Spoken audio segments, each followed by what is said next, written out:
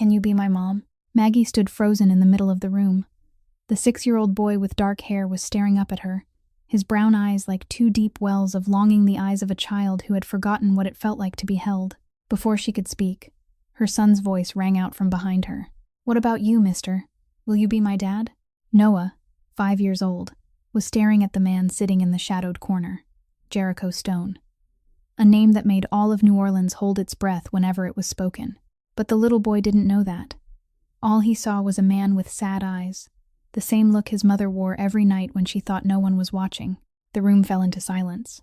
2 children who had never known a complete family, 2 adults carrying wounds that had never healed, and 4 strangers standing on the fragile edge of fate. But there was one thing no one in that room expected sometimes. Family doesn't begin with the same blood. It begins with hearts that beat as one. If you want to know what happens next, hit that like button and share this story. Don't forget to subscribe so you never miss a story that touches your heart. 3 weeks earlier, Maggie Reed's life had still been a chain of ordinary days. She woke at 5 o'clock in the morning, made breakfast for Noah, took him to daycare, then hurried to the coffee shop, where she worked the morning shift. In the afternoon, she tutored a few children in the neighborhood. And at night, she went home to cook dinner, bathe her son, tell him a story, and rock him to sleep. It was a hard life, but it was peaceful. Until the phone rang at midnight. Nolan's voice trembled on the other end of the line, no longer the voice of her 23-year-old little brother, who was always laughing and joking, but the voice of someone standing at the edge of a cliff. "Maggie, I owe them money. I don't have any other way out. If you don't help me, I don't know what will happen." Maggie had lost her parents in a fire when she was 19 years old. Nolan was the only family she had left in the world. She couldn't lose him. She couldn't let Noah lose the only uncle he had. So when they gave her their terms, Maggie had no choice but to nod. And now, here she was, standing in the unfamiliar room of a mansion she had never even known existed. High walls, thick glass windows, shadowy figures gliding past outside the hallway. It all felt like a prison dressed up in oak wood and crystal chandeliers. Maggie held Noah's hand tightly, feeling the warmth of his small fingers in her grasp. Her 5-year-old boy didn't understand what was happening, only stared around the enormous room with wide, curious eyes. "Mommy, this house is so big. Are we going to stay here?" Noah asked, his clear little voice untouched by fear. Maggie hadn't had time to answer when a deep voice cut across the room from the corner. "You'll stay here until I say you can leave." She turned around. Jericho Stone sat in a black leather armchair, half hidden in the darkness of the room's corner. The light reached just far enough for her to see the sharp lines of his face, the faint scar running from his temple to his cheekbone, and the gray eyes cold as steel. He didn't need to stand to show his power. His presence alone was enough to make the air in the room turn heavy and still. "Don't think about running," Jericho continued, his voice flat and unreadable. "The people who try to run from me never get very far." Maggie swallowed and tried to keep her voice from shaking. "I understand. I'll honor the agreement, but..."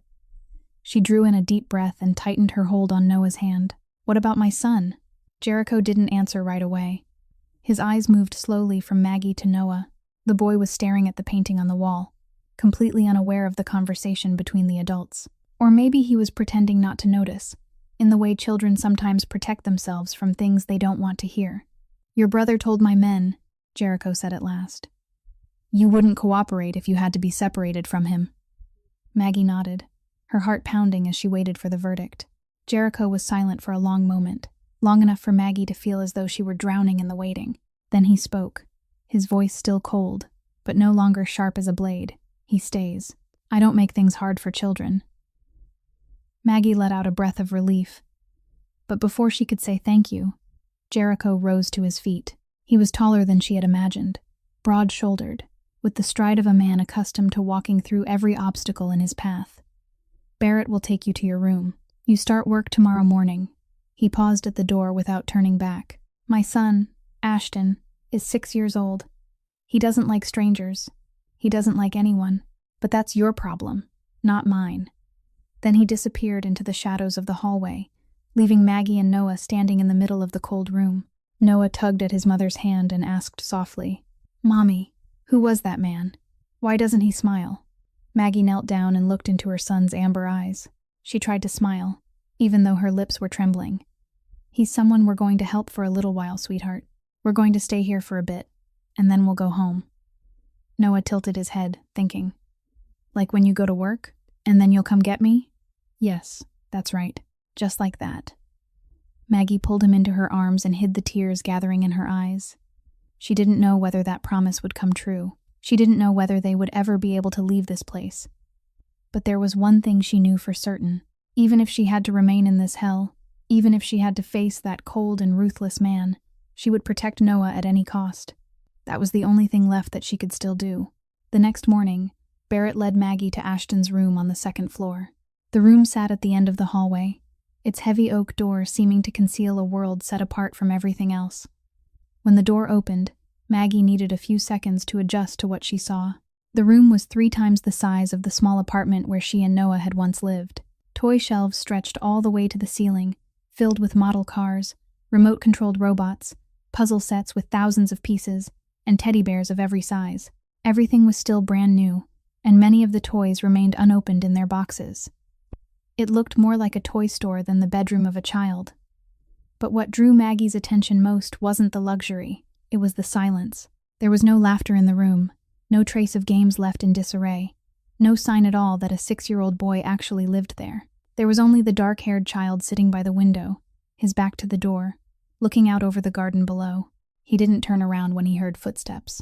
Maggie drew in a deep breath and stepped into the room with the gentlest smile she could manage. "Hello, sweetheart. I'm Maggie. I'll be here taking care of you starting today." There was no response. The boy remained motionless, like a small statue. Maggie came a few steps closer. "Would you like me to read you a story? Or maybe we could do a puzzle together. I see you have so many. How many am I now?" The boy cut in, his voice so cold and dry that Maggie stopped where she was. Ashton still didn't turn around, but she could see his reflection in the window glass. Those brown eyes were watching her through the pane, unblinking, empty of feeling. "The one before you lasted 2 weeks. Ashton continued, his voice flat, as if he were reading from a report. "The one before that lasted 1 week. The one before that lasted 3 days. How long do you think you'll stay?" Maggie froze. She had prepared herself to meet a difficult child, a lonely child, even an angry child. But she hadn't prepared for this. A 6-year-old boy was speaking to her in the voice of someone who had lived too long, seen too many people come and go, and learned not to expect anyone to stay. Maggie started to say something, but Ashton had already turned back toward the window, ending the conversation. She stood there for several more minutes, not knowing what to do. At last, she quietly stepped back out into the hallway. Barrett was still there, leaning against the wall with the expression of a man who had seen this scene too many times before. "His mother left 3 years ago," Barrett said softly, his voice low and heavy. "Since then, he hasn't let anyone get close. He thinks everyone will leave, so he pushes them away before they get the chance." Maggie looked back at the closed door, her chest tightening. 3 years. The boy was only 6 years old, which meant he had been only 3 when his mother walked away. A 3-year-old child had been forced to learn how to live without a mother, in a house full of darkness and silence. She was about to go back into Ashton's room and try one more time when the sound of small footsteps came pattering up from the stairs. Noah came running toward her, his face bright, a plastic dinosaur in his hand that he had brought from home. "Mommy, I've been looking everywhere for you," Noah cried. Then his eyes stopped on the door to Ashton's room. "Whose room is this, Mommy? Is someone in there?" Before Maggie could stop him, Noah had already pushed the door open and run inside. She hurried after him, her heart pounding with fear of how Ashton might react. But what happened next made her stop in her tracks. Noah stood in the middle of the room, his eyes wide as stars, his mouth open in amazement. "Wow!" he shouted, his clear little voice ringing through the stillness of the room. "You have so many toys. This car is so cool. And that robot too. Can I play with you?" Ashton spun around, his brown eyes widening in surprise. He looked at Noah as if he were staring at some strange creature from another planet. There was no fear in the brown-haired boy's eyes. No hesitation, no false politeness like the adults usually brought with them. There was only pure innocence and overflowing joy. Noah didn't wait for an answer. He ran to the toy shelf, stretched onto his toes to grab a red race car, then turned back to Ashton with a huge grin. "Let's race cars. I'll be the red car, and you can be the blue one." Ashton said nothing. He only stood there, looking at Noah with an odd expression, half irritated by the sudden intrusion, half curious because, for the first time, someone had walked into his room without fear, without trying to win him over, without looking at him with pity. Noah didn't know he was Jericho Stone's son. Noah didn't know how frightening this house really was. Noah only saw another little boy with beautiful toys, and that was all that mattered to a 5-year-old. You don't like race cars? Noah tilted his head, not discouraged in the least by Ashton's silence. Then let's do a puzzle. I'm really good at puzzles. Mommy says so. I'll teach you. Maggie stood in the doorway, holding her breath as she watched. She saw that Ashton didn't tell Noah to leave. He didn't turn his back the way he had done with her. He also didn't say anything cold enough to cut the conversation apart. He only stood there, watching the brown-haired little boy bustling around his room. And something in those brown eyes was shifting. It wasn't melting. Not yet, but it was a small crack in the wall of ice he had spent 3 years building around himself. Noah looked up at Ashton and smiled as brightly as the sun. Hey, let's be friends, okay? I've never had a friend before. You'll be my first one. Ashton didn't smile, but he didn't say no either. And for a child who had kept his heart closed for 3 years, that was already a small miracle. On the first night in the Stone mansion, Maggie couldn't sleep. Noah had drifted off long ago on the small bed set beside hers, and the steady rhythm of his breathing was the only sound that gave her any comfort in this unfamiliar house. She lay staring at the ceiling, her mind spinning with 1,000 questions that had no answers. How long would they stay here? Would she be able to keep Noah safe? And Ashton, that little boy with eyes far older than his years, would she ever be able to reach him? Around midnight, Maggie decided to go downstairs to the kitchen for a glass of water. She slipped quietly out of bed, pulled on a thin sweater, and stepped into the hallway. The mansion was as silent as an abandoned castle, with only the echo of her footsteps traveling across the wooden floor. As she passed Jericho's study at the end of the first-floor hallway, Maggie noticed light still spilling through the crack beneath the door. She was about to keep walking when a rough cough sounded from inside. It was a heavy, painful cough, as though the man coughing was trying to suppress it and couldn't. Maggie's instinct made her stop. She stood there for a few seconds, torn between walking away and knocking. Reason told her this wasn't her concern. Jericho Stone was the man holding her here, not someone she needed to care about. But then the cough came again, this time followed by a faint groan. Maggie let out a breath and turned back toward her room. She opened the medical kit Barrett had left for her, took out gauze, antiseptic, and a few other essentials. Then she returned to Jericho's study and knocked. There was no answer. She knocked again, harder this time. Mr. Stone? Silence lingered. Then a low voice came from within. Come in. Maggie pushed the door open and stepped inside. The study was large, its walls lined with books and files, with a massive oak desk standing at the center. Jericho sat behind it, but not with the posture of a crime boss at work. He was leaning back in his chair, one hand pressed to his chest, his face pale beneath the yellow light. His shirt had fallen slightly open, and Maggie could see the bandage wrapped around his chest, already stained through. Jericho looked at her, his gray eyes cold and unreadable. What do you need? I heard you coughing. Maggie walked in and set the medical kit on the desk. Your wound needs a fresh bandage. Jericho looked at the kit, then back at her, his expression unchanged. I don't need it. The wound doesn't care whether you need it or not, Maggie replied, her voice calm but firm. If it gets infected, you won't be able to do anything, and I assume you still have plenty to do. Jericho arched a brow. No one spoke to him in that tone. No one dared. But the woman standing before him wasn't trembling. She simply stood there, looking straight into his eyes, waiting. The tense silence stretched between them. Then Jericho gave the slightest nod, so small it was almost impossible to notice. Maggie stepped closer and began removing the old bandage. She tried to keep her hands from shaking, though she could feel Jericho's gaze following her every movement. When the bandage came away, Maggie saw the wound. She had braced herself, but she still couldn't help going still for a moment. Not because of the fresh injury, which was already beginning to heal and only needed cleaning and wrapping again, but because of what she saw around it. Scars. Dozens of scars. Some had faded with time, leaving only pale white lines across his skin.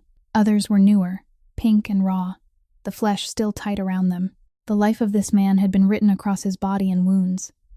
Every scar was a story, a battle, a time he had nearly not come back. Maggie didn't ask. She simply cleaned the wound in silence, her movements gentle and sure. Jericho watched her and saw that her hands didn't shake at all, even though she was touching the body of one of the most dangerous men in the city. "You're not afraid," Jericho said. It wasn't a question, but an observation. "I've seen things far more frightening," Maggie answered without looking up. She kept wrapping the fresh bandage, steady and careful. Silence settled for a moment. Then Jericho spoke again without warning. "Noah's father, where is he?" Maggie's hand paused for the briefest beat, then continued. "There is no father. Never was." Jericho looked at her, his eyes as though trying to read something in her face. "So you've raised him alone for 5 years?" "Yes." "Alone?" Maggie lifted her head and looked straight into his eyes. "Some things don't require 2 people to be done, Mr. Stone. I did what needed to be done, for my son." When she finished speaking, she tied the final knot in the bandage. "There. You should change it every day until it's fully healed. And you should rest. Your body needs time to recover." Maggie gathered up the medical kit and was about to leave when Jericho's voice came after her. "You're not like the others." She stopped at the door and turned to look at him. Jericho was still sitting there, but something in his eyes had changed. No longer the cold gaze of a crime boss looking at a tool. It was the gaze of someone who was truly seeing the person in front of him. "The others look at me with fear," Jericho said slowly. "Or with greed. Or both. But you aren't afraid of me." Maggie stood still for a moment, then answered, "I don't have time to be afraid, Mr. Stone. I have a child to protect, a job to finish, and a brother depending on me to keep my promise. Fear is a luxury I can't afford." She didn't wait for Jericho's reaction. She walked out and closed the door behind her. But if she had turned back, she would have seen Jericho still sitting there, staring at the closed door, with something on his lips that was almost a smile. For the first time in a very long while, someone had stepped into his world without bowing her head. And that, whether he wanted to admit it or not, had caught his attention. The first week passed, and Noah didn't give up on Ashton for even a moment. Every morning, the 5-year-old woke with only one mission in mind: to find Ashton and play with him. It didn't matter whether Ashton wanted that or not. It didn't matter how many times the dark-haired boy pushed him away. Noah was like a little beam of sunlight trying to slip through the cracks of a closed door, patient and tireless. On the 3rd day, Ashton was sitting in the corner of the living room reading a book when Noah appeared, a plastic dinosaur in his hand, and quietly sat down beside him. Ashton glanced over, then went back to reading, pretending not to notice. But Noah didn't need attention. He played by himself, making dinosaur growling sounds under his breath, now and then turning to Ashton with a wide grin. On the 5th day, Ashton got up and walked away when he saw Noah coming toward him. The brown-haired boy ran after him, his tiny footsteps pattering behind. Ashton walked faster. Noah ran faster. At last, Ashton stopped and turned sharply, his face as cold as stone. "Why do you keep following me?" Noah tilted his head, not the least bit frightened by the older boy's irritated expression. "Because you're alone," he answered, his voice as clear as if it had never known the complications of the world. "Being alone is really sad." "I know. Before Mommy came and got me, I used to be alone too. It was really, really sad." Ashton went still. He didn't know what to do with that answer. The grown-ups who came to care for him always said polished things, promising they would stay by his side, that they would love him. Then they all left. But this child wasn't promising anything. He was only speaking the simplest truth of all. Being alone is sad. Noah didn't wait for Ashton to reply. He dug into his pocket and pulled out a crumpled piece of paper folded into quarters. "Do you want to see my drawing?" Noah asked, his eyes shining. "I drew a dinosaur. Mommy says I draw really well." He opened the paper and held it up proudly. It was a crayon drawing, crooked and scribbled and uneven. The dinosaur looked like a fat worm with 4 matchstick legs and a bent, twisted tail. It wasn't beautiful at all. Ashton looked at the drawing, then at Noah's glowing face. He meant to say the drawing looked terrible. He meant to say he didn't care. But somehow, the words didn't leave his mouth. Instead, Ashton quietly sat down on the steps. Noah took that as an invitation and immediately dropped down beside him, beginning to explain his drawing. "This is a Tyrannosaurus Rex. It's huge, like as tall as a house, but it's really nice. It doesn't bite anybody. It only eats vegetables. Ashton said nothing. He only sat there, listening to the brown-haired boy chatter without stopping, and for the first time in 3 years, he didn't feel like running away. A few days later, Noah happened to overhear Maggie speaking with Barrett about Jericho's wound. He didn't understand much, only that Mr. Jericho is hurt. That night, when Maggie thought Noah was asleep, the little boy slipped out of bed, found his box of crayons, and a blank sheet of paper. He sat beneath the glow of the nightlight, bent over his work, drawing with fierce concentration. The picture showed a stick figure standing in the middle of the page. The person was tall, had dark hair, and was smiling.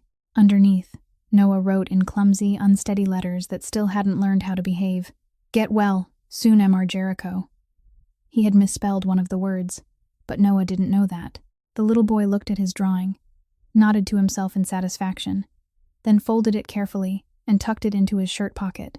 The next morning, when Maggie brought medicine and fresh bandages to Jericho's study, Noah trailed along behind her. He hid behind his mother's back when she knocked, and when Maggie stepped inside, Noah slipped in after her, quick as a little squirrel. While Maggie spoke to Jericho about changing the bandage, Noah looked around the room.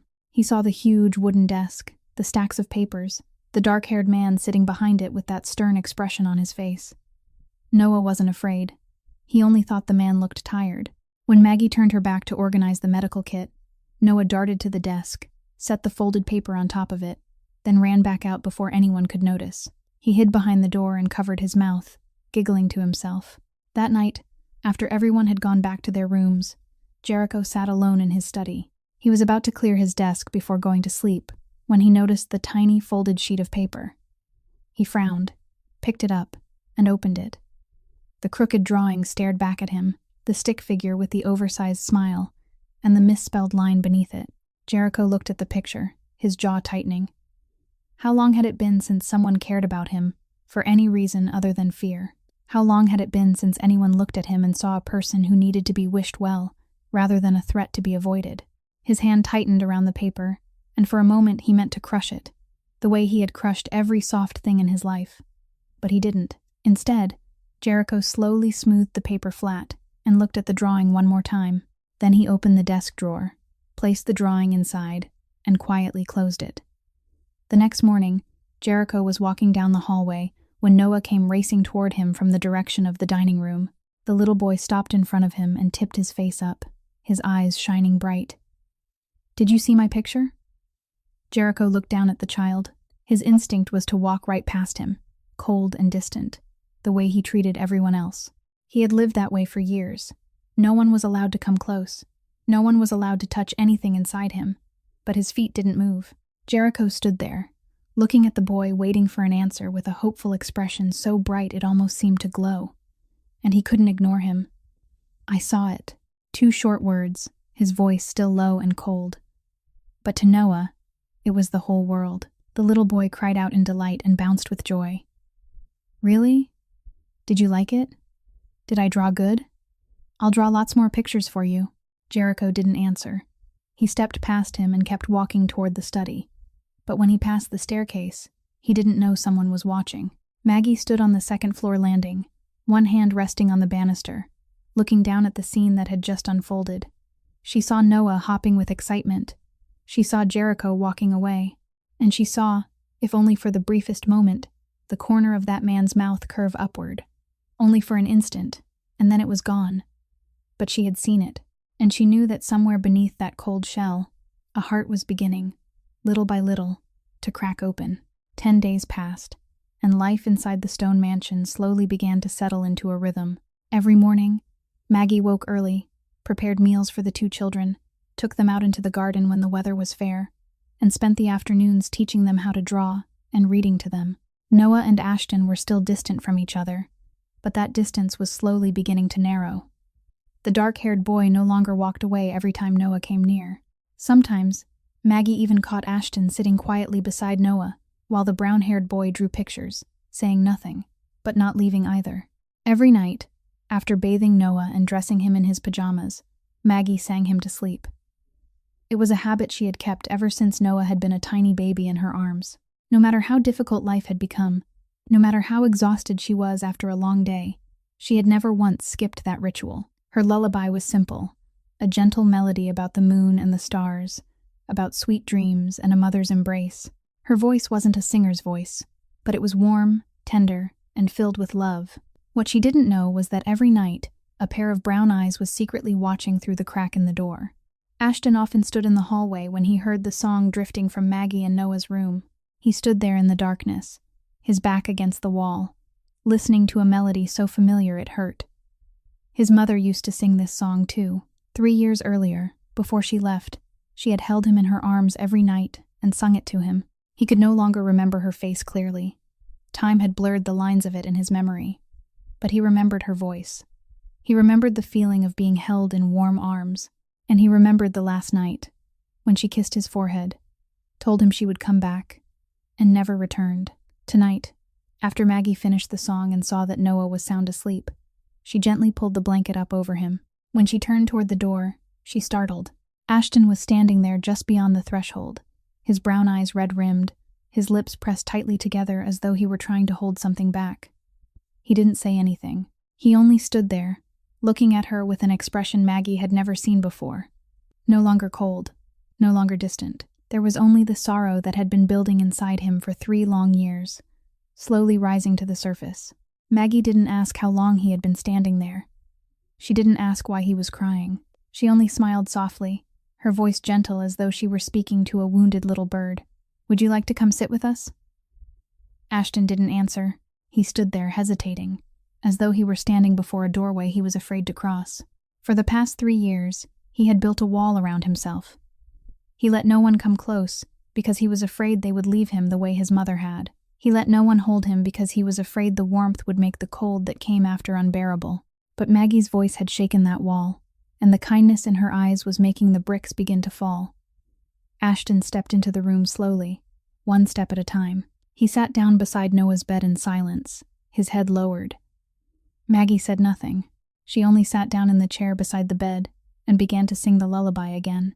Her voice drifted gently through the room, wrapping around the little boy like an invisible embrace, and Ashton cried. For the first time in 3 years, the 6-year-old boy cried, not with loud sobs, only with quiet tears slipping down his cheeks and falling onto the hands clutching the fabric of his pants. He didn't wipe them away. He only sat there and let them fall, as though he were pouring out everything he had held inside for all those years. When the song ended, the room sank into silence. There was only the steady sound of Noah's breathing and the soft whisper of the night wind through the window. Ashton spoke in a whisper, his voice rough. "My mother used to sing that song too." Maggie wasn't surprised. She had guessed as much from the way he looked at her when she sang. She asked softly, "Do you miss your mother?" Ashton was quiet for a long time. Then he said, his voice like dry leaves breaking apart, "She said she would come back, but she never did." Maggie felt her heart tighten.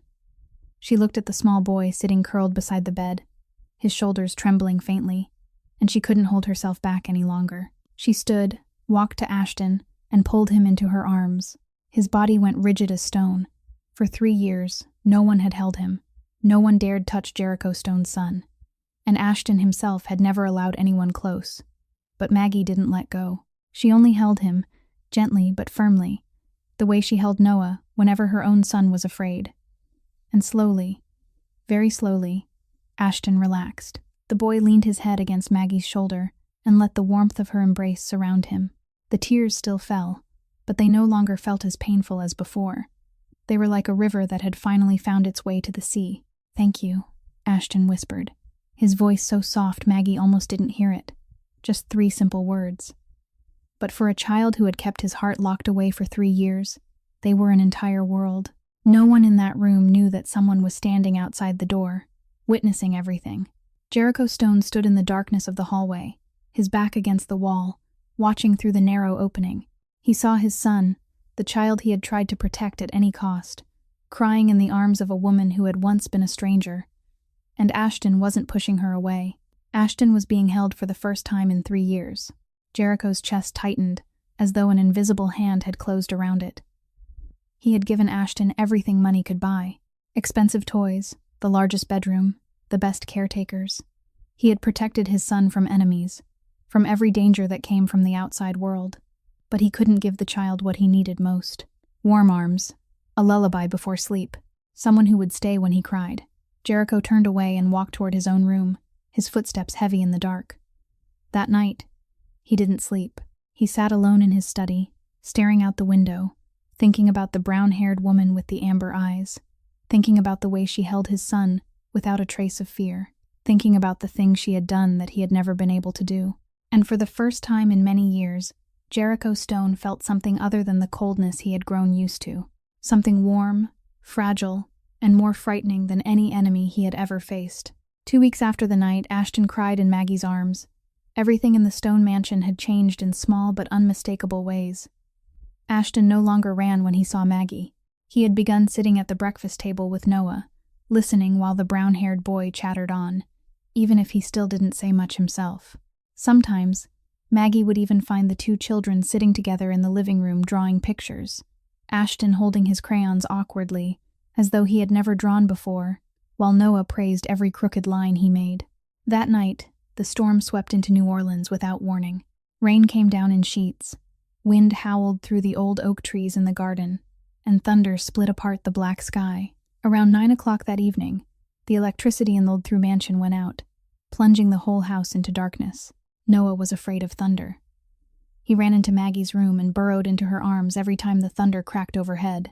But what surprised Maggie was that a few minutes later, the bedroom door opened, and Ashton stood there clutching his pillow, his face trying to look calm even though his brown eyes gave away his fear. "I just came to see if Noah was okay," Ashton said, his voice stiff. Maggie smiled and didn't expose the obvious lie. She simply lifted the blanket and said softly, "Come on in, sweetheart. There's plenty of room." Ashton hesitated for a second, then climbed onto the bed and lay down beside Noah. The brown-haired boy immediately scooted closer and took Ashton's hand as if it were a life raft. Strangely, Ashton didn't pull away. Maggie sang to both boys until they drifted off, their small bodies curled beside one another like two kittens searching for warmth in the middle of a stormy night. She tucked the blanket around them, then quietly stepped out of the room, intending to find more candles because the flashlight was already growing dim. When Maggie stepped into the hallway, she saw a figure standing in the darkness. Jericho Stone was beside Ashton's door, his back against the wall, his gaze fixed on the slightly open doorway where the two children slept. A flash of lightning outside the window lit his face for an instant. Those eyes were no longer as cold as they had been in the beginning. There was something softer in them now, though they were still hard to read. "You can't sleep either?" Maggie asked softly as she moved a little closer. Jericho didn't turn to look at her. He kept staring into the room where his son was sleeping. "I rarely sleep," he answered, his voice low and even. "Bad habit from years ago." Maggie stood beside him, and together they looked through the crack in the door. In the faint glow of the candle she had left in the room, the two children lay close together. Noah's hand still wrapped tightly around Ashton's, even in sleep. It was such a simple sight, yet strangely beautiful in the middle of the storm. "Ashton has never had a friend," Jericho said suddenly, breaking the silence. "Since his mother left, he's pushed everyone away. I hired caretakers, tutors, nannies. No one lasted more than a few weeks." He stopped, then continued, his voice so quiet, Maggie had to lean a little nearer to hear him. "Thank you." Maggie was surprised. She turned to look at Jericho, but he still didn't look at her. He kept staring straight ahead, as though speaking those words had taken all the strength he had. "Noah is the same way," Maggie said gently. "He hasn't had many friends. Our circumstances didn't allow it. We moved many times. I worked too many jobs, and Noah had to follow me everywhere. He never really had the chance to make a true friend." Silence passed between them. The rain fell steadily outside, creating a soft symphony in the late-night stillness. The thunder had begun to fade, leaving only the whisper of rain and, now and then, a distant flash of lightning. "Noah's father?" Jericho asked suddenly, his voice still even but touched, with something different now. "Where is he?" Maggie smiled, a sad little smile brushing across her lips. "Gone, the moment he found out I was pregnant." She spoke without bitterness, simply as if she were telling an old truth. "He said he wasn't ready. Then he left, and he never came back. I've never told Noah. My son thinks his father died before he was born. It was the only thing I could think of to protect him." Jericho was silent for a long while. Then he said, his voice low and clear. "He's a fool." Maggie turned and looked at him, startled. Jericho was still facing forward, but his jaw had tightened, as though he were holding something back. "To miss out on a child like that," he continued, his voice lower now. "That's foolish." Maggie didn't know how to answer. She only stood there, her heart beating a little faster at words she had never expected from a man as cold as he was. In the darkness, she didn't realize how much the space between them had narrowed. They stood side by side, their shoulders nearly touching, both of them looking through the slightly open door, and then Maggie felt warmth brush against the back of her hand. Jericho's hand. It was only the lightest touch, perhaps accidental, perhaps not. She couldn't tell, but she didn't pull away, and neither did he. They stood there in the darkness of the hallway, hand against hand, watching the two children sleeping peacefully beside each other. Outside, the rain had softened until it was only the sound of drops ticking gently against the roof. No one said another word. None were needed. There are moments when words become unnecessary, and this was one of them. Maggie didn't know how long they stood there. Maybe a few minutes, maybe longer. But when she finally walked away and returned to her room, she felt that something had changed. Not anything grand. Only a small crack in the invisible wall between them. A thin thread beginning to weave itself into being.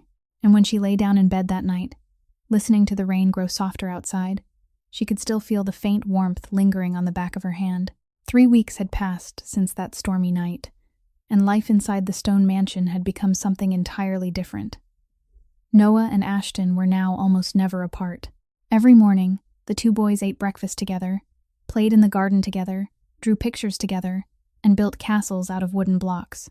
Ashton was still quiet, but he no longer pushed Noah away. Sometimes, Maggie even caught the dark-haired boy smiling when Noah launched into one of his ridiculous stories about his flying dinosaur. Maggie cared for both children as though they were her own. She cooked the meals they both liked, read stories to them every night, and sang them to sleep in the same room. Ashton had grown used to lying beside Noah each night, and he no longer tried to hide how much he liked listening to Maggie sing. Jericho was still as cold as ever, rarely seen and even more rarely heard. But Maggie noticed that he often stood at the end of the hallway, looking toward the sitting room where the two children were playing. He never stepped inside, never joined them, only stood there in the shadows and watched. And sometimes, when their eyes happened to meet, Maggie saw something different in those eyes, something she didn't dare name, but that peace didn't last. One evening, while Maggie was clearing the table after dinner, she saw Barrett striding quickly down the hallway, the big man's face tense in a way that wasn't normal. He went straight into Jericho's study and shut the door behind him. Maggie couldn't hear anything, but she could feel the air change. In the days that followed, everything began to shift. The number of guards in the mansion doubled. Maggie saw new faces, large men with watchful eyes patrolling the garden and the halls. The doors were locked more tightly. No one was allowed outside, not even for a walk in the garden. Jericho became visibly strained. He slept even less than before. Maggie knew because she saw the light in his study burning through the night. He also appeared less often, and when he did, his jaw was always tight, his eyes sharper and colder than ever. Maggie tried to keep the two children from noticing the change, but she couldn't ignore what was happening. One night, after both boys had fallen sound asleep, Maggie went to Jericho's study. She knocked, then without waiting to be invited in, pushed the door open and walked straight inside. Jericho was sitting behind the desk, papers spread out before him beside a phone. He looked up when he saw her, and a flicker of surprise crossed his eyes before the familiar coldness returned. "What's going on?" Maggie asked directly, without pretense. Jericho looked at her and stayed silent for a moment. "It doesn't concern you. My son and I are in this house," Maggie said, stepping closer, her voice calm but firm. "Anything that happens here concerns us. You can't keep me in the dark forever, Mr. Stone." Jericho looked at her, his expression unreadable. He wasn't used to this kind of bluntness. The people around him always bowed their heads, always said yes, never dared look him in the eye and demand answers. But this woman was different. She stood before him without trembling, without backing down, her eyes bright with determination. "Someone is coming after me," Jericho said at last, his voice low and even. "There's a traitor in the organization. My enemies know I'm weakened after the ambush. They're watching the mansion, waiting for the right moment." Maggie felt her heart tighten, but she didn't let it show. "So are we in danger?" "No," Jericho answered, his voice steady and absolute. "You and the children will be safe. I guarantee it. I've increased security. No one is getting inside. And if anything happens, Barrett will get you and the children out immediately." Maggie looked at him and saw the exhaustion hidden beneath those cold eyes. The sleepless nights, the worries no one knew about, the weight of protecting everyone in this house. Then she asked, her voice softer now, "What about you?" Jericho went still. He looked at her, and his eyes blinked once. No one had ever asked him that before. No one cared whether he was safe or not. He was Jericho Stone, the crime boss of New Orleans. People feared him, needed him, or wanted him dead. But no one worried about him. "I'll be fine," he said after a moment of silence, and his voice no longer sounded as cold as before. "You don't need to worry." Maggie didn't say anything else. She only looked at him for a long moment, then nodded and turned to leave the room. But when she lay down in bed that night, she couldn't sleep. She stared at the ceiling, listening to the wind moving past the window, and realized something that frightened her. She was worried about him, not worried about herself, not worried about Noah, but worried about the man she ought to hate, the man who had kept her here, who had turned her into a payment for her brother's debt. But she couldn't stop thinking about those tired eyes, about the hand that had touched hers on the stormy night, about the way he looked at his son from a distance with a love he never let the world see. Maggie closed her eyes and tried to force those thoughts away, but she knew something inside her had changed, and that frightened her more than any danger waiting outside. A strange sound woke Maggie at midnight. She opened her eyes, her heart pounding, and listened into the darkness. Something was wrong. The air in the house felt unnaturally heavy, as though the walls themselves were holding their breath. Maggie sat up, her feet touching the cold wooden floor. She reached for her coat, pulled it on in a hurry, and went to the door. The hallway was pitch dark, with only a faint wash of moonlight coming through the window at the far end. She moved quickly toward the children's room, her footsteps as quiet as she could make them. When Maggie pushed open Ashton's door, she let out a breath of relief when she saw that both boys were still fast asleep. Noah was curled beside Ashton, his arms wrapped tightly around his plastic dinosaur. Ashton lay on his back, one hand resting on his stomach, his face peaceful in sleep. She was about to turn away, when suddenly every light in the mansion went out. Darkness dropped over everything like a black blanket. Maggie's heart seemed to stop for a beat. Then she heard it. Footsteps. Heavy. Hurried. Not the footsteps of Barrett or the familiar guards. These were the footsteps of an intruder. Of danger moving closer. A mother's instinct took over. She rushed to the bed and gently shook both boys. "Wake up, babies. Wake up. Quickly." Noah opened his eyes, still thick with sleep. "Mommy, what's happening?" "Shh." Maggie pressed a finger to her lips. "Be quiet, sweetheart. Come with me." She pulled both children from the bed and led them into the corner of the room behind the large wardrobe. Ashton was fully awake now, his brown eyes wide in the darkness, but he didn't say a word. He only gripped Noah's hand tightly. The footsteps came closer, then stopped. Right outside the door. Maggie pulled both children tight against her, shielding them with her body. She could feel Noah trembling in her arms, while Ashton had gone stiff as stone. The door was shoved open. A dark figure stepped inside, a flashlight beam slicing across the room. The brightness made Maggie squeeze her eyes shut, but she didn't let go. She held the boys closer, her heart beating wildly in her chest. "Found them!" A strange man's voice rang out, rough and full of menace. Ashton jerked, about to cry out, but Maggie quickly covered the boy's mouth with her hand and pulled him tight against her. "Shh," she whispered, her voice shaking though she fought to keep calm. "It's all right. I'm here." The dark figure moved closer, the flashlight aimed directly at the place where they were hiding. Maggie closed her eyes and clutched both boys tighter, bracing herself for the worst. And then a sound split the room. Sharp, clean, cold. The dark figure collapsed to the floor, the flashlight rolling away, its beam spinning wildly across the wall before going out. Maggie opened her eyes. In the darkness, she saw another figure standing in the doorway. Tall, broad-shouldered, gray eyes cold as steel in the weak moonlight from the window. Jericho Stone. He stood there, his face like ice, one hand still raised. He didn't say anything. He only stepped over the intruder, sprawled motionless on the floor, and came straight toward Maggie and the children. "Are you hurt?" Jericho asked, his voice low and urgent. Maggie nodded, not trusting her own voice. "We're all right." Noah began to cry, small broken sobs catching in his throat. He clung to his mother, his whole body shaking. Ashton was still holding Noah's hand, but this time the boy didn't stay silent. He looked at Noah, then at Maggie, his voice small but steady. "Don't be scared. Dad and Maggie are here." Maggie went still when she heard those words. Dad and Maggie. It was the first time Ashton had spoken of them together like that, as though they were one thing, as though they were a family. Jericho heard it too. He looked at his son, and his eyes flickered once, but he said nothing. He only reached out and helped Maggie to her feet. "Barrett," Jericho called sharply into the hallway. Fast footsteps answered at once, and Barrett appeared in the doorway, his face tense but ready. "Take them to the safe room, right now." Jericho's voice carried no room for argument. Barrett nodded and stepped beside Maggie. "Come with me." Maggie lifted Noah into her arms and took Ashton's hand with the other. She started after Barrett, but when she reached the door, she turned back. Jericho was still standing there in the middle of the room, one hand pressed against his chest. The moonlight struck him, and Maggie saw him grimace, his breathing rough and heavy. The old wound, it was flaring again. But Jericho didn't fall. He stood there, straight-backed, both feet planted firmly on the floor, in pain, exhausted, and still he stood, because he couldn't fall. Not now. Not when the people he needed to protect were still looking at him. "Go," Jericho said, his voice hoarse but firm. "I'll be fine." Maggie wanted to say something. She wanted to tell him he needed care, that he couldn't keep forcing himself to stand like this forever.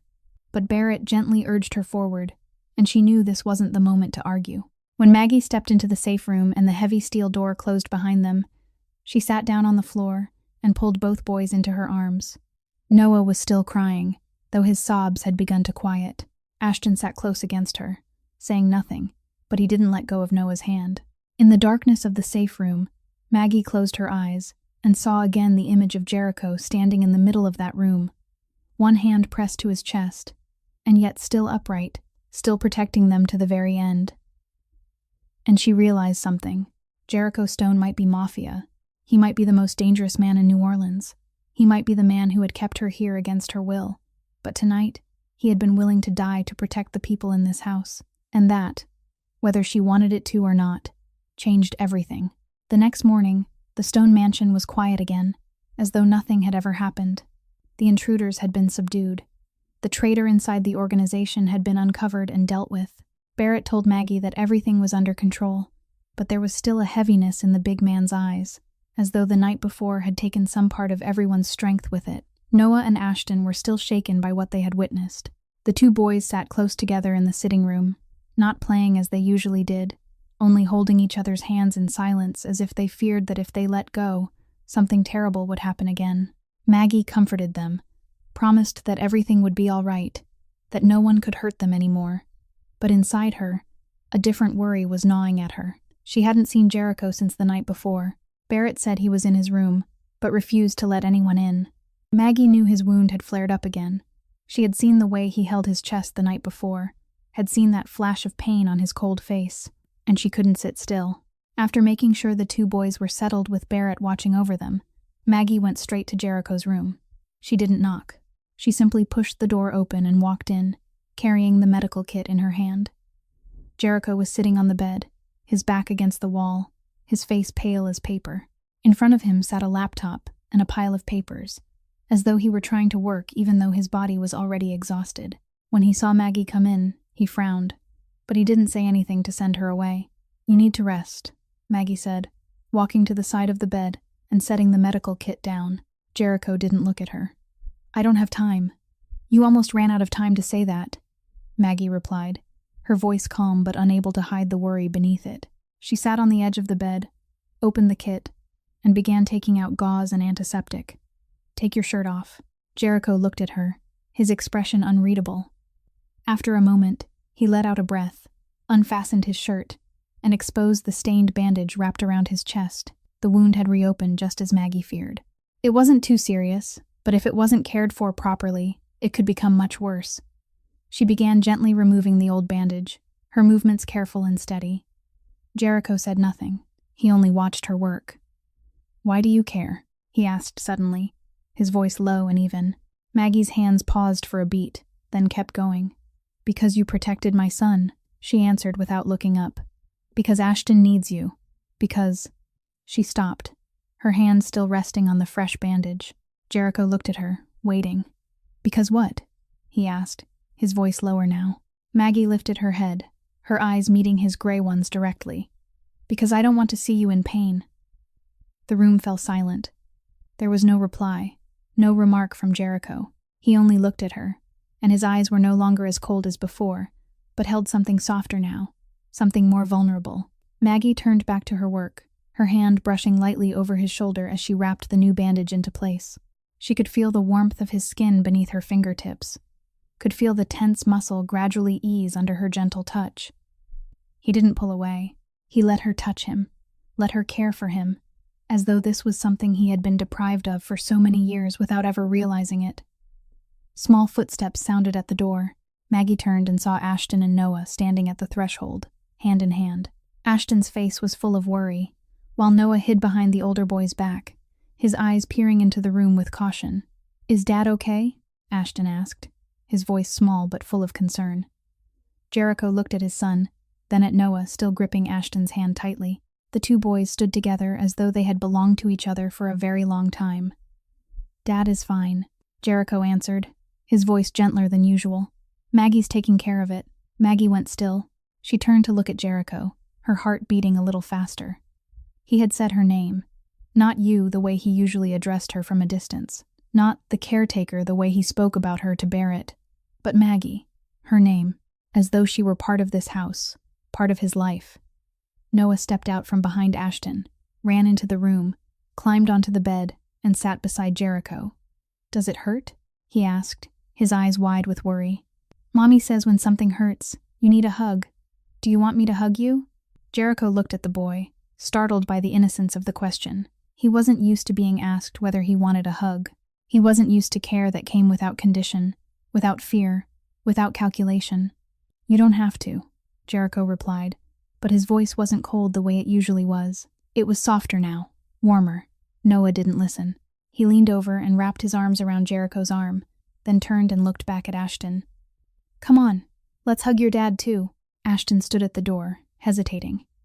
But when he saw Noah hugging his father, the boy stepped inside, slowly climbed onto the bed, and sat down on the other side of Jericho. He didn't hug his father the way Noah did, but he sat close enough for their shoulders to touch. That alone was already so much for a child who had kept his distance for 3 years. Maggie stepped back and looked at the three of them. Jericho sat in the middle, still pale from the wound, but there was something on his lips that was almost a smile. Noah clung to his arm, chattering away. Ashton sat beside him, quiet but no longer cold, and Maggie realized that this was the image of a family. A strange family, pieced together from broken fragments, but still a family. She smiled, turned, and quietly stepped out of the room, leaving the three of them inside that rare and peaceful moment. A few days after the attack, the Stone mansion slowly began to return to its normal rhythm. New guards had been brought in, security had been tightened, but inside the house, everything had softened again. Jericho was recovering, though he was still stubborn enough to work every day. Maggie continued caring for the two children, doing all she could to give them the calmest days possible after that terrible night. But not everyone could forget so easily. Noah began having nightmares. Every night, the 5-year-old would jolt awake, drenched in sweat, his cries caught in his throat. He dreamed of darkness, of heavy footsteps, of a flashlight sweeping across the room, and the hoarse voice of the stranger. Maggie had moved into Noah's room so she could comfort him whenever the nightmares came. But tonight, she was too exhausted after a long day, and she fell asleep before Noah began tossing restlessly in his sleep. Noah's small cries carried through the wall. They weren't loud, only soft, broken whimpers, but they were enough to wake the little boy sleeping in the room next door. Ashton opened his eyes and lay still, listening. The crying continued, mixed now with Noah's sleepy voice calling for his mother. The 6-year-old lay there for a moment, not knowing what to do. For 3 years, he had been used to being alone. He didn't know how to comfort anyone, because no one had ever comforted him. But then, he remembered. He remembered the night he had stood outside Maggie's door, listening to her sing Noah to sleep. He remembered the way she had held him when he cried, gentle and warm. He remembered her words. "It's all right. I'm here." Ashton sat up and climbed out of bed. Barefoot, he crossed the hallway to Noah's room and quietly pushed the door open. Noah was curled up on the bed, tears running down his cheeks, his mouth murmuring for his mother. Maggie was still asleep in the other bed and heard nothing. Ashton stood there for a moment, hesitating. Then he walked over and sat down beside Noah's bed. He didn't know what to say. He wasn't good with words the way Noah was. He didn't know how to tell funny stories or say sweet things. But he remembered the simplest thing Maggie had done for him. Ashton reached out and took Noah's small hand in his. "Don't be scared," he said, his voice soft and a little shaky. "I'm here." Noah opened his eyes still full of tears. He looked at Ashton, and it took him a moment to understand that this wasn't a dream. "Ashton?" Noah whispered, his voice rough and small. Ashton nodded, still holding Noah's hand tightly. "I'm here. I won't let anyone hurt you. I promise." Noah looked at him, and slowly his eyes began to brighten through the tears. He sat up and threw himself into Ashton's arms, clutching him as though he were afraid the boy might disappear. Ashton went still for a moment. He wasn't used to being hugged. For 3 years, no one had held him until Maggie came into his life. But then he remembered what it felt like to be held, remembered the warmth spreading through his chest, and he lifted his arms and awkwardly hugged Noah back. "You're my big brother, right?" Noah asked in the tiniest voice, his face still buried against Ashton's shoulder. Ashton fell silent. A big brother? He had never thought about that. He was an only child. He had never had brothers or sisters. But when he looked down at the brown-haired little boy holding on to him so tightly, he realized something. Noah had stayed beside him for weeks. He hadn't given up no matter how cold Ashton had been. He hadn't been afraid no matter how many times Ashton pushed him away. Noah had given him the thing he had gone without for 3 years. A friend. Someone who stayed. "Yeah," Ashton finally said, his voice quiet but certain. "I'm your brother." Noah lifted his head, and his smile shone through the tears still clinging to his cheeks. "Really? You're really my big brother?" "Yeah, really." Ashton nodded, and for the first time in a very long while, he smiled. Not a stiff smile, not a polite one, a real smile, from the deepest place in his heart, for the little brother he had only just found. Outside the room, Maggie had woken up at some point. She stood in the darkness of the hallway, watching through the narrow opening in the door, seeing everything. Tears slipped down her face, but they were tears of happiness. She didn't say anything. She didn't step inside and break the moment apart. She only stood there, smiling through her tears. A tall figure appeared beside her. Jericho. He stood behind Maggie, also looking through the crack in the door into the room where the 2 children were holding each other. He didn't say anything. He didn't need to. The 2 adults stood there side by side, witnessing the moment 2 lonely children found each other. Inside the room, Noah had lain back down on the bed, but this time, Ashton lay beside him.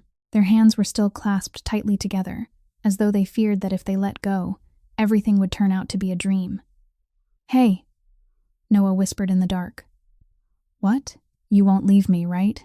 Ashton was silent for a moment. Then he tightened his grip on Noah's hand. "No, I promise." That night, the 2 boys slept beside each other, hand in hand, their breathing slow and even, like real brothers. A week had passed since the night Ashton and Noah had officially become brothers. Jericho had recovered enough to walk normally again, though Barrett still grumbled that he needed more rest. Life inside the Stone mansion had changed in ways no one could have predicted. Breakfast now came with the sound of 2 children's laughter. The sitting room echoed with arguments over which dinosaur was stronger, and Jericho, the man who had once been as cold as ice, now sometimes paused in the doorway of the sitting room, looking in with an expression only Maggie seemed able to recognize for what it was. But there were 2 people watching even more closely than Maggie, 2 children with clear, unclouded eyes that saw through everything the grown-ups tried to hide. That afternoon, Noah and Ashton sat in a corner of the garden, their heads bent together in a whispering huddle. "Do you see it?" Noah asked, his voice grave, as though they were discussing matters of enormous importance. "Your dad looks at my mom all the time." Ashton nodded. "And your mom looks at my dad too, and she smiles when he's near. So they like each other, right?" Noah tilted his head, his eyes lighting up. In movies, when grown-ups like each other, they stay together forever. Ashton was quiet for a moment, thinking. Then the 6-year-old nodded with a look of determination. We have to tell them. Tell them what? That we want them to be together. I want us to be a family. Noah let out a squeal and nearly bounced with excitement, but Ashton quickly clapped a hand over his mouth. Shh. Don't let them hear. We have to talk to them one at a time. The plan was made, and the two boys split up to carry it out. Ashton went to his father's study while Jericho was alone. He knocked and stepped inside, his expression so serious it was almost startling. Jericho looked up from the pile of papers on his desk and stared at his son in surprise. What do you need? Dad, I want to tell you something, Ashton said, walking over to stand in front of the desk. Jericho set down his pen and leaned forward. Go ahead. Ashton drew in a deep breath, then looked straight into his father's eyes. You like Maggie, don't you? Jericho Stone. His eyes widened as he stared at his son, as though he couldn't quite believe what he had heard. Ashton didn't wait for an answer. He continued, his voice strangely calm for a boy his age. I see the way you look at her. You've never looked at anyone like that before. Not even Mom.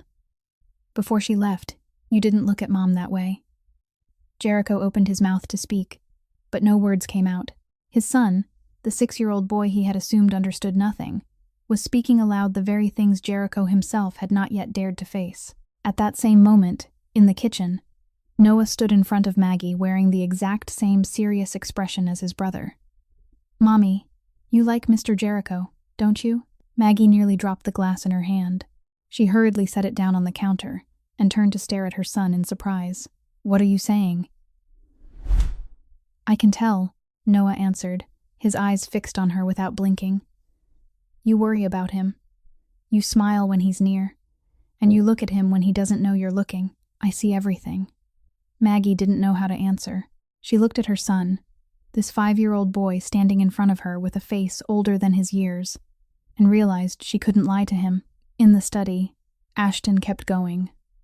Dad, I want Maggie to stay, he said, his voice quiet but firm. I want a mom. Not my old mom. My old mom left. But Maggie, she sings to me. She holds me when I'm scared, and she makes you smile.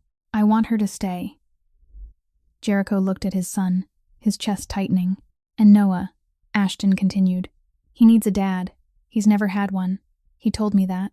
The boy paused, looking at his father with hopeful brown eyes. I'm only asking once. Can you keep them here? In the kitchen, Noah was saying almost the same thing to his mother. Mommy, I want to stay here, he said, his voice small but certain. I have Ashton here. He's my brother. I don't want to be away from him. Noah stepped forward and took his mother's hand. And I want a dad. I've never had one. But Mr. Jericho is good to me. He protects us, and he smiles when he looks at you. I want him to be my daddy. Maggie felt her eyes burn. She knelt down and gathered her son into her arms, not knowing what to say. Mommy, Noah whispered against her shoulder. Can we stay? Can we be a family? Maggie held him tightly, tears slipping down her face. She couldn't answer, because she didn't know the answer. She wanted to stay. She knew that much. But this wasn't a decision she could make alone. In the study, Jericho sat in silence after Ashton left. His son had asked a simple question, but the answer was more complicated than any deal Jericho had ever faced. Keep them here. He wanted that. He knew he wanted it. But what right did he have to keep Maggie?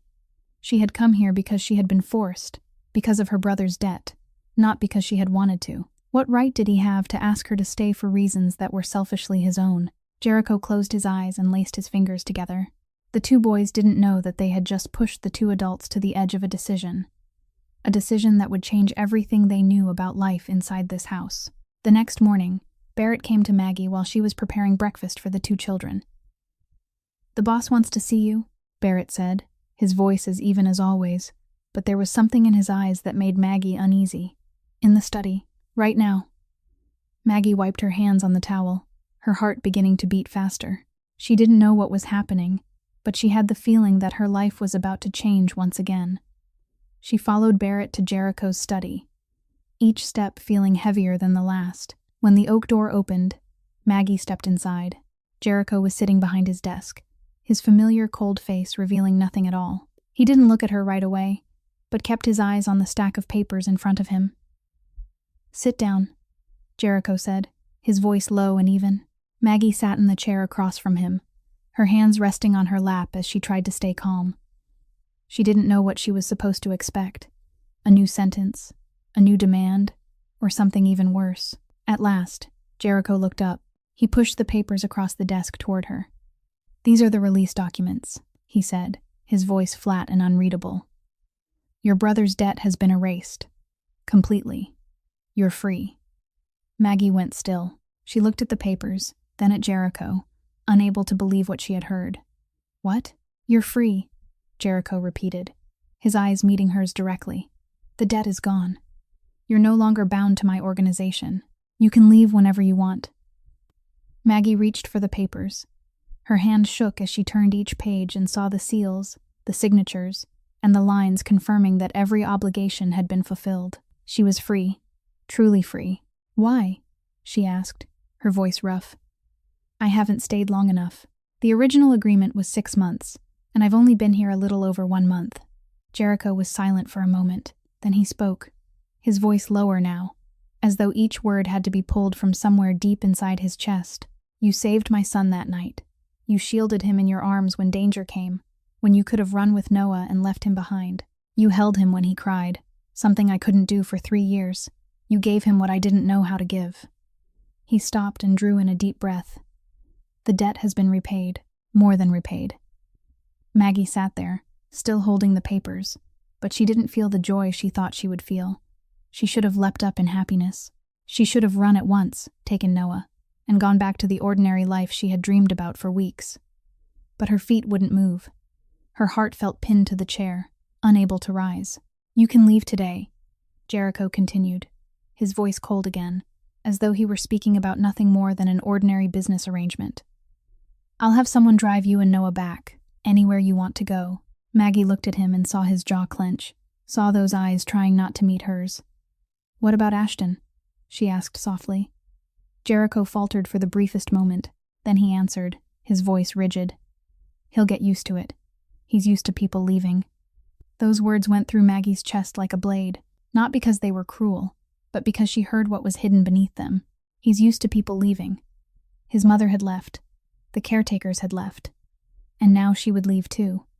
Jericho was talking about Ashton, but Maggie knew he was talking about himself as well. He too had grown used to people leaving. He had built walls around himself for years, keeping everyone at a distance because he knew they would leave. And now he was pushing her away before she had the chance to do it herself. Maggie stood up, still holding the papers. She should have thanked him. She should have walked out the door and never looked back. That was the sensible thing, the safest thing. She walked to the door, her hand touching the cold knob. But before she opened it, she stopped. She turned and looked straight at Jericho. He was still sitting there, his back straight, his face cold, like a statue carved from stone. But Maggie saw that his hand was gripping the arm of the chair so tightly that his knuckles had gone white. "What about you?" she asked, her voice soft but clear. Jericho looked up, his eyes meeting her amber ones. "Do you want me to go?" The question hung in the air. The room fell into silence, with only the ticking of the clock on the wall and the heavy sound of their breathing. Jericho froze. This was the question he hadn't prepared for. He had prepared for her to thank him and walk away. He had prepared to watch her leave this house forever, but he hadn't prepared for her to turn back and ask what he truly wanted. No one ever asked Jericho Stone what he wanted. People feared him, needed him, obeyed him, but no one cared about what he actually longed for in the deepest part of his heart. Maggie stood there waiting, her eyes never leaving him. She wasn't rushing him. She wasn't forcing him. She was simply standing there and waiting, as though she had all the time in the world to wait for his answer. And Jericho realized that, for the first time in his life, he was afraid to answer a question, because the truthful answer would lay bare everything he had spent years trying to hide. Maggie's question hung in the air, heavy as lead. "Did you want me to go?" 7 simple words, yet they demanded an answer Jericho Stone had never had to give in his life. He looked at her, his jaw clenched so tightly she could almost hear his teeth grinding together. For years, he had built an empire out of darkness, faced enemies without flinching. made life and death decisions without blinking. But now, standing before a woman with amber eyes looking straight into him, he didn't know what to say. "What I want," Jericho finally said, his voice rough, as though each word were tearing its way through his throat. "Doesn't matter." Maggie didn't blink. "It matters to me." Silence stretched between them. The ticking of the clock echoed through the room, marking each passing second. Late afternoon sunlight spilled through the window, painting long streaks of gold across the wooden floor, but neither of them noticed. They only looked at each other, as though the world beyond that room had ceased to exist. Jericho rose and slowly walked around the desk. Each step landed like the beat of a war drum, and Maggie felt her heart quicken as the distance between them narrowed. He stopped in front of her, only an arm's length away. "I'm not a good man, Maggie," Jericho said, his voice low and heavy. It was the second time he had said her name, and each time she heard it in his voice, Maggie felt as though her heart were being squeezed tight. "I live in darkness. I bring darkness wherever I go. You shouldn't stay near me." Maggie looked at him and saw the pain hidden behind his gray eyes. He wasn't saying these things to push her away. He was saying them because he truly believed them, because he believed he wasn't worthy, because he believed he would hurt her, just as he had, without meaning to, hurt everyone who had ever come close to him. "You let me decide that," she answered, her voice calm but steady. Jericho shook his head. "You'll regret it." "Maybe," Maggie admitted, without looking away. "Maybe one day I will. But leaving now, leaving this house, leaving Ashton, leaving." She stopped and swallowed hard. "Leaving you. That, I'm certain I would regret." Jericho stood there, motionless as stone. All his life, he had been taught that feeling was weakness, that letting anyone come close was the same as exposing his side to the enemy. He had watched his former wife leave without looking back. He had watched his son lock his heart away for 3 years. He had told himself he didn't need anyone. But now, looking at the woman standing before him, the woman who had held his son when he couldn't, the woman who had never feared him, the woman who had asked him what he wanted instead of what he needed, he realized he had been wrong. He needed her. Not because Ashton needed a mother, not because Noah needed a father, but because he himself, Jericho Stone, the man who had been frozen for so many years, needed the warmth she carried with her. Slowly, Jericho raised his hand. That hand, the hand that had done so many terrible things, trembled now as it reached for her face, gently, carefully, as though she were the most precious thing he had ever touched, and he was afraid he might break her. Maggie closed her eyes and leaned into his palm. The warmth of his hand spread across her cheek, and she felt tears gathering behind her eyes. Not because she was sad, but because for the first time in a very long while, she felt that she belonged somewhere. "I don't know how to love," Jericho whispered, his voice raw. "I tried, with my former wife, with Ashton, but I always failed. I only know how to protect. That's the only thing I've ever been good at." Maggie opened her eyes and looked straight into the gray eyes that were thawing layer by layer. She lifted her hand and placed it over the one touching her cheek, keeping it there. "Then protect us," she said, her voice soft but unwavering. "Protect me. Protect Noah. Keep protecting Ashton. That's enough, Jericho. That's all we need." Jericho looked at her, and for the first time in many years, he felt the wall around his heart collapse completely. Not collapse from pain, but collapse because at last he had allowed someone to step inside. He didn't say anything else. He didn't need to. His thumb brushed softly across her cheek, feeling the smooth warmth of her skin beneath the roughness of his fingers. And Maggie understood. This was Jericho Stone's way of telling her he wanted her to stay. Not with grand promises, not with sweeping declarations, but with a gentle touch, with the softness in eyes that had once been cold as ice, with the way he stood before her and let her see the real man behind the mask. She smiled, tears slipping down her face and across his fingers. "I'll stay," she whispered. "We'll stay." Jericho closed his eyes, and a breath left him from somewhere deep in his chest. A breath of release, of burden laid down, of a man finally allowing himself the possibility of happiness. They stood there, in the study filled with late afternoon light, hand in hand, needing no more words, because sometimes silence says more than 1,000 promises ever could. And a choice, when it is made from the heart, doesn't need to be explained. They had both chosen each other, chosen to stay, chosen to become a family. Maggie stepped out of Jericho's study with her heart still beating fast. She walked down the hallway, her footsteps lighter than they had ever been, as though she were walking on air. Everything had changed, her life had changed, and this time, it was a change she had chosen for herself. When Maggie pushed open the children's bedroom door, she saw Noah and Ashton sitting on the bed, their faces tight with tension, their eyes fixed on the doorway. They had been waiting for her. They had been worried the entire time she was in the study with Jericho. Noah jumped off the bed the moment he saw her and ran to her, his eyes full of fear. "Mommy, are we leaving?" he asked, his voice trembling. "Ashton said maybe you'd take me away. Do we have to go, Mommy?" Maggie knelt down and opened her arms. Noah threw himself into her embrace, and she looked up and saw Ashton still sitting on the bed, his brown eyes trying to stay calm, but unable to hide the fear rising inside them. The 6-year-old boy was far too used to people leaving. He was bracing himself for Maggie to leave too. "Ashton," Maggie said softly. "Come here, sweetheart." Ashton hesitated for a second, then slowly slid off the bed and walked toward her. When he stood close enough, Maggie pulled both boys into her arms and held them tightly, as though they were the most precious treasures in the world. "No," she said, her voice gentle but certain. "We're staying." Noah lifted his head, his eyes lighting up. "Really, Mommy? We're really staying?" "Really, baby," Maggie said, kissing Noah's forehead.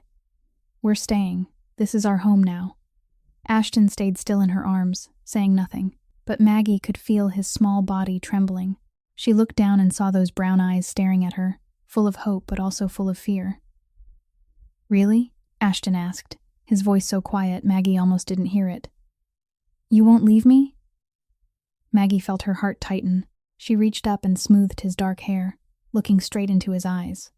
"I promise," she said, one word at a time. "I won't leave you, not ever." And then, something miraculous happened. Ashton, the little boy who had kept everyone at a distance for 3 years, threw himself into Maggie's arms and held on as if she would disappear the moment he let go. His shoulders shook, and Maggie knew he was crying. But these weren't tears of pain like the night she had sung him to sleep. These were tears of release, of joy he had never dared believe could be real. Noah looked at his brother, then wrapped his arms around both of them. "We're really brothers now, right, Ashton?" he asked, his voice bright with excitement. Ashton lifted his head, tears still shining on his cheeks, but there was a smile on his lips.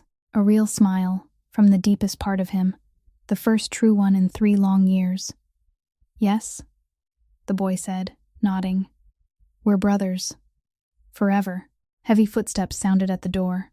All 3 turned and saw Jericho standing in the doorway. He didn't say anything. He only stood there, his eyes taking in the sight before him with a softness Maggie had never seen in them before. Noah slipped out of his mother's arms and ran straight to Jericho, wrapping both arms around his leg. "Mommy said we're staying," the boy cried, his face glowing like sunshine. "We're gonna stay here forever." Jericho looked down at the brown-haired boy clinging to his leg, then lifted his gaze and met Maggie's eyes where she stood beside Ashton. The corner of his mouth curved upward in a small but real smile. Ashton walked over, took Noah's hand, and led him back to stand beside Maggie. Then the boy reached out and took his father's hand. Jericho looked down at the small hand holding his, and he understood. He stepped closer until all 4 of them stood together in a small circle. 2 children who had once been lonely had now found each other. 2 adults who had once believed they were unworthy of love had now found where they belonged. Noah looked up, from his mother to Jericho, to Ashton, then back to his mother again. His amber eyes were shining. "We're a family now, right?" he asked, his voice filled with hope. No one answered with words. None were needed. Maggie smiled, tears of happiness slipping down her cheeks. Jericho tightened his hold on Ashton's hand and gave a small nod. Ashton held Noah's hand, the smile still lingering on his face. And Noah, the 5-year-old boy with a heart bigger than anyone else's, beamed like the sun. Outside the window, the early morning light was pouring into the room. Warm golden rays washed over the 4 people standing together, chasing away every lingering shadow. The mansion that had once been cold and haunted by darkness was now filled with light. Sometimes family doesn't begin with shared blood. Sometimes family begins when lonely hearts find one another, when wounds are healed by love, when brave choices are made to stay together. And sometimes family begins with the innocent question of a child, Can you be my mommy? Do you want to be my daddy? By now, the answer was clearer than it had ever been. If this story touched your heart, please like and share it, so its message of love and family can reach even more people. Don't forget to subscribe to the channel and turn on notifications so you won't miss more meaningful stories each day. We'd truly love to know how this story made you feel, and which part moved you the most. So please share your thoughts in the comments below. Every comment you leave is a deep source of encouragement for us to keep bringing you stories from the heart. Thank you for taking the time to watch. We wish you and your family good health, a joyful life, and peaceful, happy days ahead. Goodbye for now, and we'll see you again in the next video.